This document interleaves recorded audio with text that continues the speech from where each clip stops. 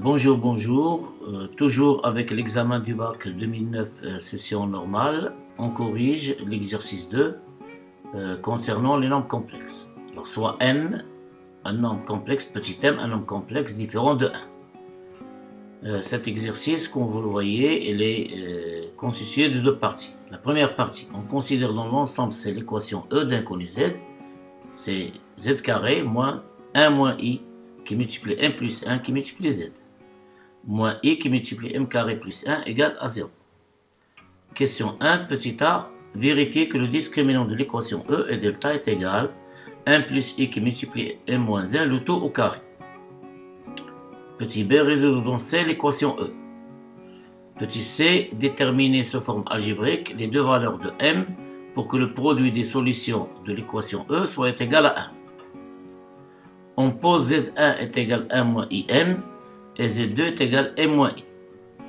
Dans le cas où M est égal à EI θ, avec θ compris strictement entre π sur 2 et π, écrire Z1 et Z2 sous forme trigonométrique. Alors là, j'ai une remarque. Traditionnellement ou bien habituellement, lorsqu'on résout l'équation dans C, on nomme les solutions Z1 et Z2. Et ici, ils ont posé Z1, Z2. Est-ce que Z1 et Z2 qui sont là sont les mêmes solutions? Je ne sais pas. Si par hasard, on trouve que les solutions de l'équation E sur 1 moins IM et M moins I, on force à, ou bien on a intérêt à nommer 1 moins IM c'est Z1 et M moins I c'est Z2. Simple remarque. Mais je ne sais pas maintenant. Partie 2. Le plan complexe est rapporté au repère orthonorme et direct O, E1, E2. On considère les points M, M1, M2 d'affixe respective petit m, Z1 est égal à 1 moins IM et Z2 est égal à M moins I. Question 1, déterminer l'ensemble des points M pour lesquels les points M, M1 et M2 sont alignés. Question 2, petit a, montrer que la transformation R, qui à chaque point M d'affixe Z fait correspondre au point M' d'affixe Z' est égal à 1 moins IZ, est une rotation en déterminant l'affixe de son centre, oméga, et une mesure de son angle. Petit b, montre que le nombre complexe Z2 moins Z1 sur Z2 moins M, avec Z2 c'est M moins I. Donc c'est M moins I moins M, c'est I. Donc il n'y a aucun problème. Et imaginaire pur, c'est seulement si la partie réelle de M plus la partie imaginaire de M est égale à 1. Ici, entre parenthèses, on rappelle que la notation R, M, E et IM, ce sont les parties réelles et les parties imaginaires de M respectivement. Question C, et la dernière, en déduire l'ensemble des points M pour lesquels les points oméga, M, M1, M2 sont cocycliques. Voilà, c'est tout pour cet exercice. A tout de suite pour voir la correction ensemble. Alors, barakatillah, on commence la correction de l'exercice 2 du bac 2009, session normale pour les deuxième année bac, sciences maths A et B. Alors, dans cet exercice qui est composé de deux parties, on considère le point M, petit m, un nombre complexe qui est différent de 1. Et dans la partie 1, on considère l'équation de second degré d'inconnu z dans C, c'est z carré moins 1 moins m qui multiplie m plus 1 qui multiplie z moins i qui multiplie m carré plus 1 égale à 0. Question 1 petit a, vérifions que delta est égal à 1 plus i qui multiplie m moins 1, le tout au carré. Alors on a delta, c'est quoi? C'est le coefficient de z au carré, c'est moins 1 moins facteur de 1 moins i m plus 1 le tout au carré, voilà. Moins 4 qui multiplie le coefficient de z carré, c'est 1, qui multiplie le terme constant, c'est moins i qui multiplie m carré plus 1. Alors, moins 1 au carré, c'est 1, donc on obtient c'est 1 moins i au carré, qui multiplie m plus 1 au carré. Moins 4 fois 1, c'est moins 4 qui multiplie moins i, donc c'est plus 4i, qui multiplie m carré plus 1.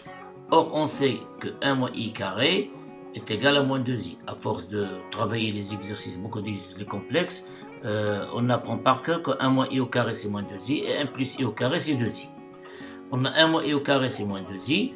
On développe ici, on obtient m carré plus 2m plus 1. Et là, on développe ici, on obtient plus 4i m carré plus 4. Alors, on effectue le calcul ici. Moins 2i fois m carré, c'est moins 2i m carré plus 4i m carré, donc c'est 2i m carré. Moins 2i fois 2m, c'est moins 4i m. Moins 2i fois 1, c'est moins 2i plus 4i, c'est plus 2i. Alors on peut remarquer ici qu'il y a un facteur commun, c'est 2i. 2i facteur de m carré moins 2m plus 1. Or m carré moins 2m plus 1, ce n'est que m moins 1 au carré. Et 2i, comme je viens de dire tout à l'heure, c'est 1 plus i au carré. Donc delta est égal à 1 plus i qui multiplie m moins 1, le tout au carré. Question 2. Résolvons donc c'est l'équation E. Alors on a delta, il est différent de 0. Pourquoi? Parce que m est différent de 1. Et comme il est différent de 0, alors il a admet de racine carrée. Delta 1, c'est 1 plus i qui multiplie m moins 1. Et delta 2, c'est son opposé, c'est moins 1 plus i m moins 1. D'où l'équation E admet deux solutions complexes distinctes. Alors, dans la remarque, lorsqu'on a vu ensemble l'énoncé de l'exercice, dans la suite de l'exercice, voilà, ils nous donnent ici, je crois, voilà, dans cet exercice, ils ont nommé Z1, c'est 1 moins IM. Et j'ai dit, si 1 moins IM est une solution, alors on va la nommer Z1 pour ne pas tomber dans l'ambigu. Alors, on calcule tout d'abord, sans poser Z2 ou bien Z1, je calcule au hasard, je fais plus, moins, alors Z2 c'est quoi? C'est moins le coefficient de Z, c'est 1 moins I, on a moins, donc on obtient moins, donc c'est 1 moins IM plus 1. Alors je mets plus delta 1 ou bien plus delta 2, n'importe quoi, sur 2A qui est égal à 2. Je les fais ici c'est plus, ici c'est moins. Mais Z1 et Z2, je les laisse à part, je n'ai rien écrit. Après les calculs, je trouve ici, après développement, on obtient 1 fois M c'est M, 1 fois 1 c'est 1, moins IM, moins I, plus M, moins 1 plus IM moins I, divisé par 2. Alors, moins 1 avec 1 disparaissent. Ensuite, moins IM et plus IM aussi. Il reste M plus M c'est 2M. Et moins I c'est moins 2I. Donc 2M moins 2I sur 2. En simplifiant, on trouve M moins I. Or, dans l'énoncé de l'exercice, dans la question qui suit, ils ont nommé Z2 est égal à M moins I. Donc je peux noter ici Z2. On a l'habitude de commencer par Z1. Mais je peux commencer par n'importe quelle notation. Donc Z2 c'est M moins I. Et Z1 on a trouvé c'est aussi le nombre complexe qui a été donné dans les questions suivantes. Z1 est égal à 1 moins I, M plus 1, moins 1 plus I, M moins 1 sur 2. Donc c'est M plus, en développant ici c'est M plus 1 moins IM moins I, moins M moins plus 1, on a 1 moins 1 c'est moins 1 avec 1 c'est plus. IM, donc ça nous donne moins IM, et puis moins I, on nous donne plus I. Divisé par 2, on a M et moins M sont opposés, disparaissent, 1 plus 1, 2 reste, moins IM et moins IM reste, ici c'est moins 2 IM, et moins I avec I disparaissent. Sur 2, on simplifie par 2, on obtient 1 moins IM, qui est noté dans l'énoncé de l'exercice, les questions qui suivent, c'est Z1. Après vérification, on conclut que l'ensemble de solutions de E est M moins I, 1 moins IM. Qu'est-ce que je peux dire, par cette phrase? Alors, normalement, lorsqu'on fait des calculs, on peut se tromper. Chacun de nous peut se tromper dans les calculs. Mais pour s'assurer que ce sont les bonnes solutions, il ne faut pas remplacer ici M-I et 1 moins IM dans l'énoncé. Il suffit d'utiliser la relation. Je ne cesse pas de le dire. Il suffit de, si on a une équation de second degré de la forme, encore une fois, c'est de la forme AX carré, ou le AZ carré plus BZ plus C égale à 0. Si on a deux solutions Z1 et Z2, on sait que Z1 et Z2 est égal et Z1 fois Z2 est égal. Z1 plus Z2 c'est moins B sur A, bien sûr avec A différent de 0, et Z1 fois Z2 c'est C sur A. Donc il suffit de faire ici le produit et de calculer C sur A, et on va trouver que le compte est bon. Ça veut dire que ce sont bien les solutions. Dans ce cas, on ne va pas perdre des points. On a bien l'ensemble de solutions, c'est M-I et M-IM. D'autant plus, on a déjà dans les questions qui suivent, on s'assure un petit peu. Mais ici, on s'assure parfaitement après vérification. Déterminons sous forme algébrique. Question C, déterminons sous forme algébrique les deux valeurs de M pour que Z1 fois Z2 est égal à 1. Alors voilà, on va utiliser ici Z1 fois Z2. On a Z1 fois Z2 est égal à 1. Qu'est-ce que ça veut dire Z1 fois Z2? C'est C sur A. Revenons à l'équation. C'est C sur A. A ici, c'est le terme constant. A, c'est le coefficient de Z carré. Donc, c'est moins I facteur de M carré plus 1. Donc, ce n'est pas la peine de calculer le produit encore une fois. Voici, il est déjà calculé. Donc, c'est moins I, M carré plus 1 est égal à 1. On multiplie par I les deux côtés. I fois I, c'est moins 1. Donc, on obtient plus. Donc, c'est M carré plus 1 est égal à 1. C'est équivalent à dire que m carré est égal à moins 1 plus. Donc nous, on va déterminer m tel que m carré est égal à moins 1 plus. Ça veut dire m, c'est une racine carrée de ce nombre complexe. Et on sait que chaque nombre complexe non nul admet 2 racines carrées. On le détermine algébriquement ou bien en utilisant les formes trigonométriques. Et j'ai voulu essayer d'utiliser la forme algébrique pour se rappeler un petit peu, apprendre un petit peu les techniques du cours. Posons m est égal à x plus y. Nous, dans le travail, on va chercher x, on va chercher y. Posons m est égal à x plus y. On a donc m carré, c'est quoi? C'est x plus y au carré est égal à moins 1 plus i. Or, x plus y carré, c'est x carré moins y carré. Et on va identifier la partie réelle avec la partie réelle, la partie imaginaire avec la partie imaginaire. Donc la partie réelle de m carré, c'est x carré moins y carré qui est égal à moins 1. Et la partie imaginaire de x m carré, c'est 2i xy. Ça veut dire que xy est égal à 1. 2xy est égal à 1. Puis on va ajouter une troisième équation. Le module de m carré est égal au module de ce nombre. Or, le module de m, c'est la racine de x carré plus y carré. Élevé au carré, c'est x carré plus y carré. Et le module de ce nombre, c'est la racine carrée de moins 1 au carré plus 1 au carré, c'est racine de 2. Et je nommais ici, noter ces équations, 1, 3 et 2. Alors, en additionnant 1 et 2, en faisant la somme membre à membre, qu'est-ce qu'on obtient? 2x carré est égal à moins 1 plus racine de 2.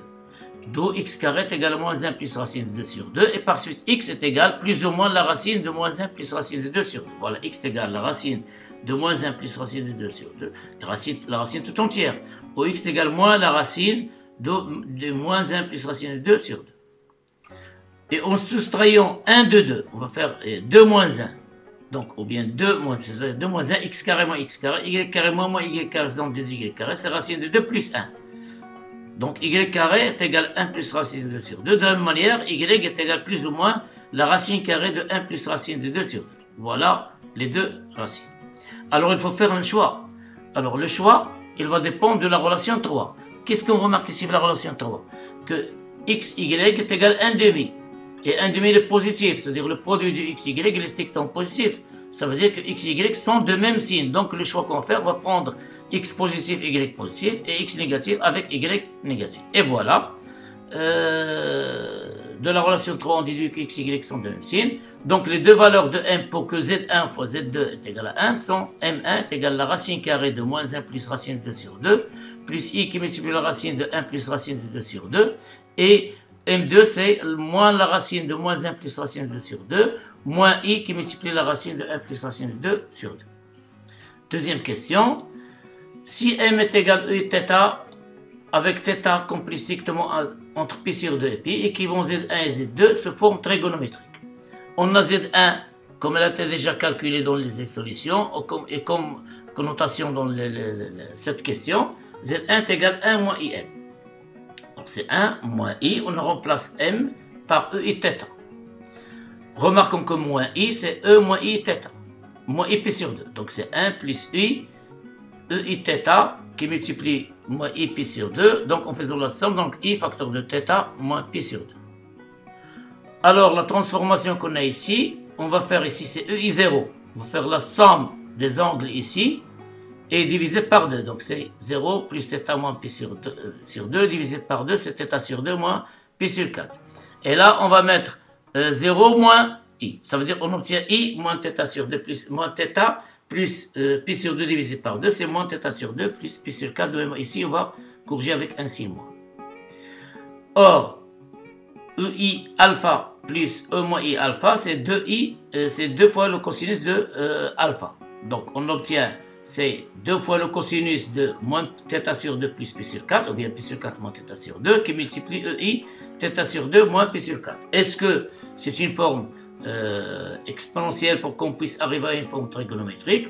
Il faut s'assurer que ce nombre soit positif. Alors, on a θ appartient à pi sur 2, pi. Donc, moins θ sur 2, il est compris entre moins pi sur 2. On divise par 2 tout d'abord. On obtient pi sur 4, pi sur 2. Et moins θ sur 2, c'est moins pi sur 2, moins pi sur 4. En ajoutant pi sur 4, on obtient moins pi sur 4 est 0. Pi sur 4 moins θ sur 2, il est compris entre moins pi sur 4 et 0. Donc, le cosinus de cet angle, bien sûr, il est strictement positif. Et par suite, une forme trigonométrique de Z1, c'est 2 cosinus de pi sur 4 moins θ sur 2, et on va, cette forme exponentielle, on va l'expliciter sous sa forme trigonométrique, qui est égale cosinus de θ sur 2, moins pi sur 4, plus i sinus de θ sur 2, moins pi sur 4. De même, pour Z2, qui est égal à m moins i, on remplace m par i θ, et moins i par e moins i θ, donc plus e moins i θ. On a ici les deux angles i θ et pi sur 2, on va les sommer et diviser par 2, donc on obtient θ moins pi sur 2 divisé par 2, c'est θ sur 2 moins pi sur 4. Et ici c'est e i θ sur 2 plus pi sur 4, c'est-à-dire θ moins, c'est plus pi sur 2 divisé par 2, ça donne θ sur 2 plus pi sur 4. Ici, on obtient moins i θ sur 2 plus pi sur 4. Alors ici, j'ai oublié une parenthèse, la voici, voilà.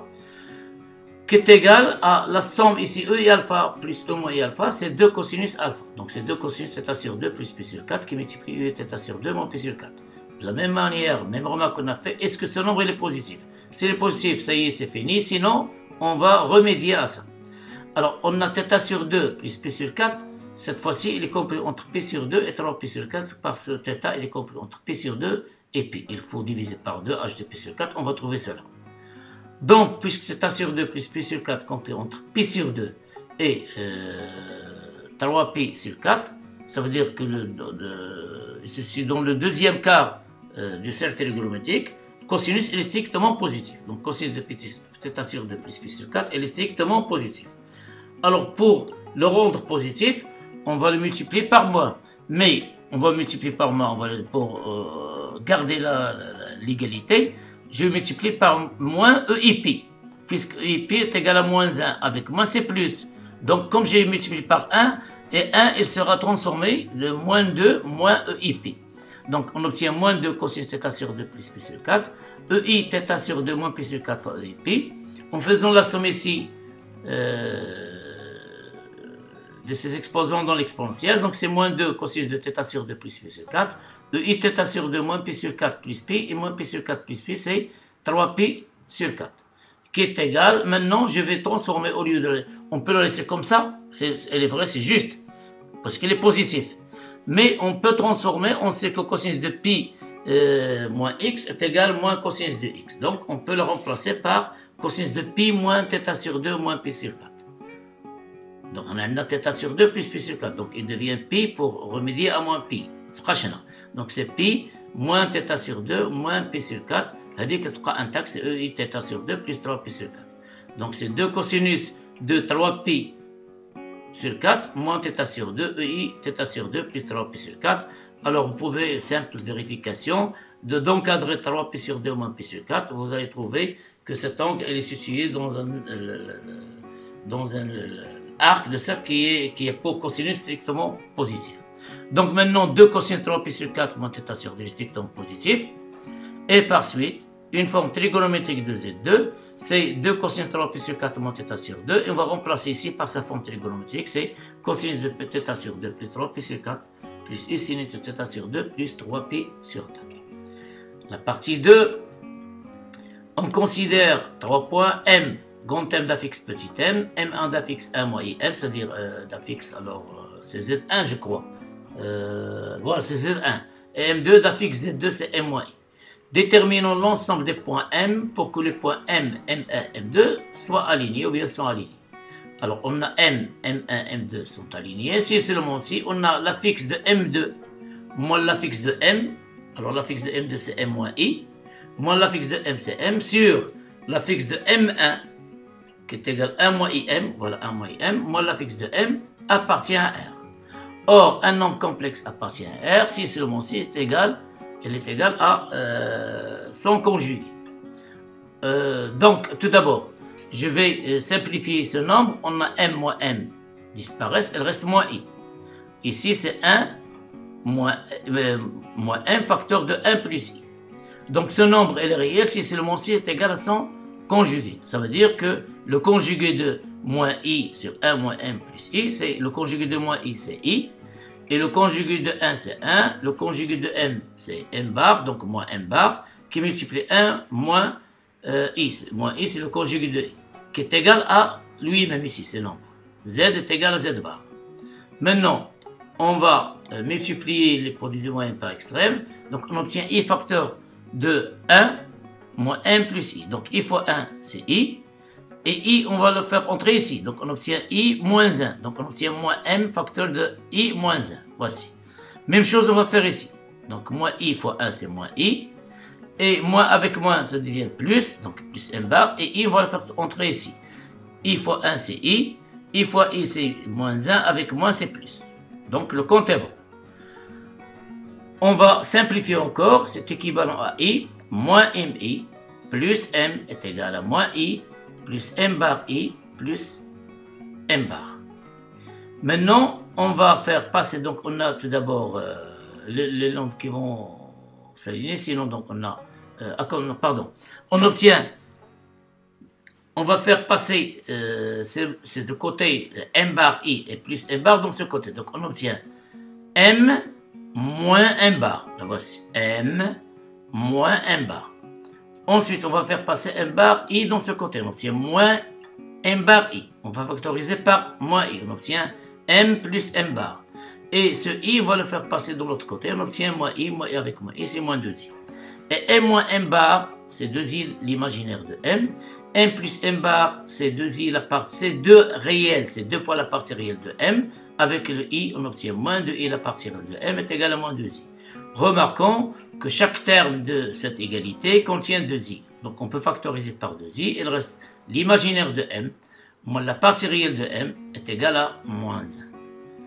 C'est équivalent à la partie réelle de m, moins l'imaginaire de m est égal à 1. On a multiplié tout par moins 1.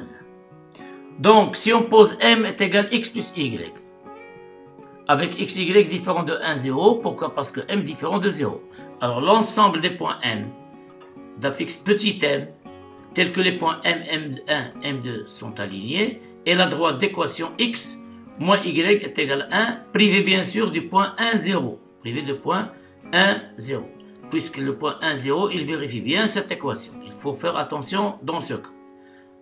Si on place x par 1, y par 0, donc il vérifie, elle appartient. Or, on a au départ, m est différent de 1. Donc, x, y est différent de 1, 0. Et 1, 0, il vérifie bien cette équation. Donc, on va priver cette droite du point de coordonnées 1, 0. La question de petit a, montrons que la transformation R, qui transforme mz en M' est égal à 1 moins iz, est une rotation dont on déterminera oméga sera la fixe de son centre et une mesure de son angle. Alors, on a R de M est égal à M'. En principe, ça veut dire Z se transforme en Z'. Et Z' sera égal à 1 moins IZ. Donc, posons Z' est égal à moins IZ. Donc, c'est l'expression complexe de cette transformation que l'on peut écrire, c'est moins IZ plus 1. Alors, lorsqu'on a Z' est égal à Z plus B, l'étude se fait sur le nombre A. Il y a des cas. Alors, dans ce cas, A est égal à moins I. C'est un nombre non réel. Voici. C'est un nombre complexe de module 1. Et puisque c'est un nombre A, c'est un nombre non réel de complexe de module 1, alors la transformation, automatiquement, on peut conclure que c'est une rotation qui transforme MZ en MZ'. D'angle, c'est l'argument de moins I, un argument de moins I. Or, un argument de moins I, c'est moins pi sur 2. Et une mesure de l'angle de cette rotation et la fixe de son centre oméga, qui est petit oméga, c'est par définition, c'est B, c'est ce B ici, B sur 1 moins A. Donc c'est 1 moins sur 1 moins I, moins I, ça veut dire 1 plus I.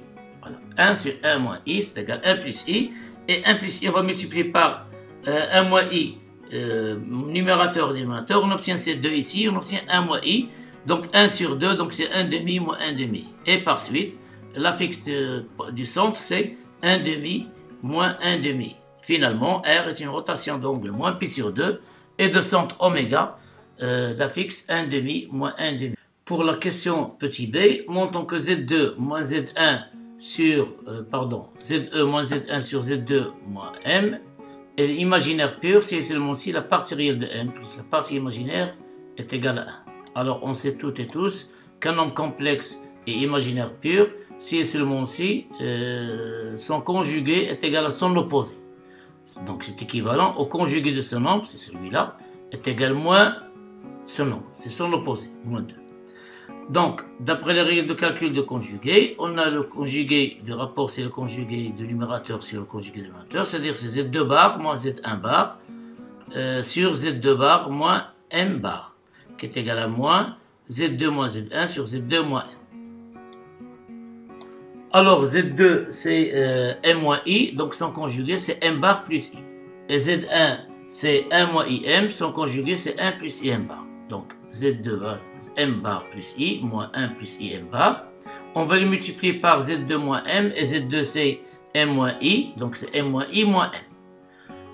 Et voilà est égal à moins Z2 bar, puisque Z2 c'est M moins I, donc son conjugué c'est M bar plus I, moins M bar. On va le multiplier par Z2 qui est égal à M moins I, moins Z1, Z1 c'est 1 moins IM, donc on obtient moins 1 plus IM. Donc on développe ici, on obtient M bar plus I, moins 1 moins M bar, M moins M bar c'est 0, et le reste moins I. De même chose ici, M bar moins M bar c'est 0, et le reste I, avec le signe moins c'est moins I. Donc il reste ici M moins I, le moins 1 plus IM.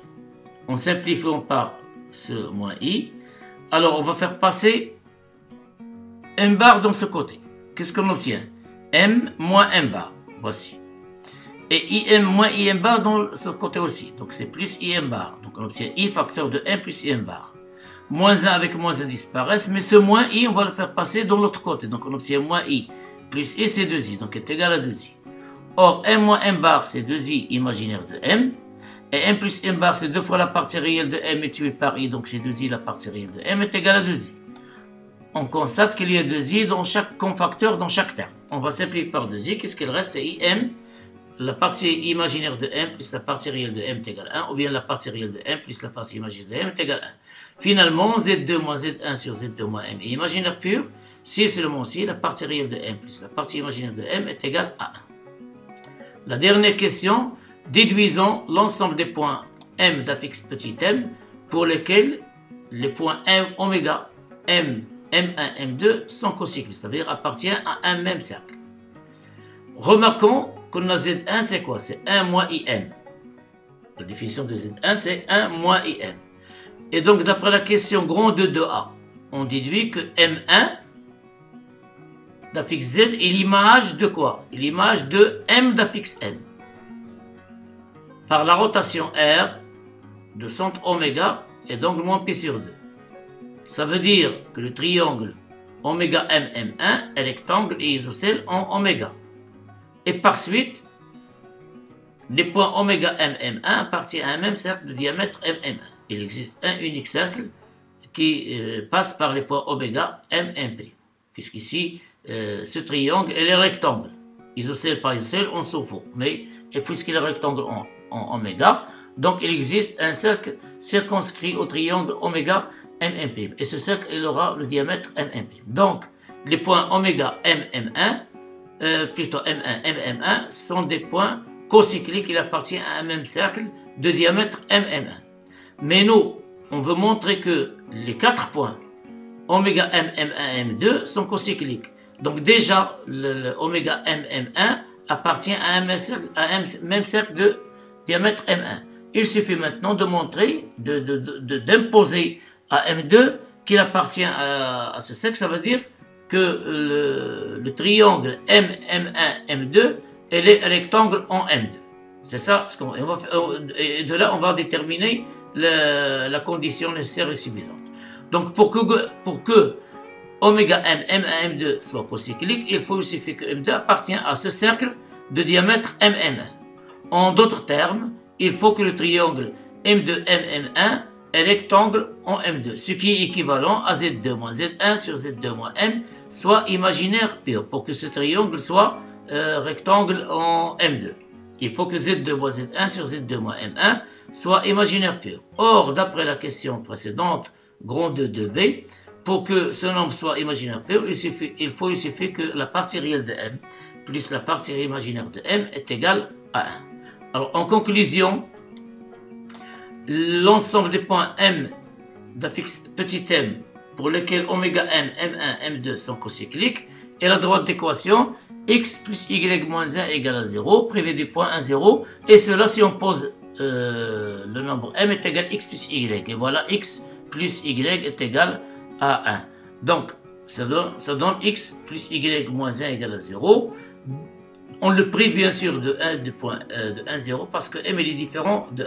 Et, en conclusion, encore une fois, les 4 points oméga m, m1, m2 sont cocycliques, c'est seulement si le point m appartient à la droite x plus y moins 1 privé du point 1, 0. Voilà, c'est tout pour cet exercice de nombres complexes de l'examen de 2009. C'est l'exercice, bien sûr, 2. On se rencontre, Inch'Allah, dans une autre vidéo pour voir les autres exercices qui restent. Bon courage, bonne préparation et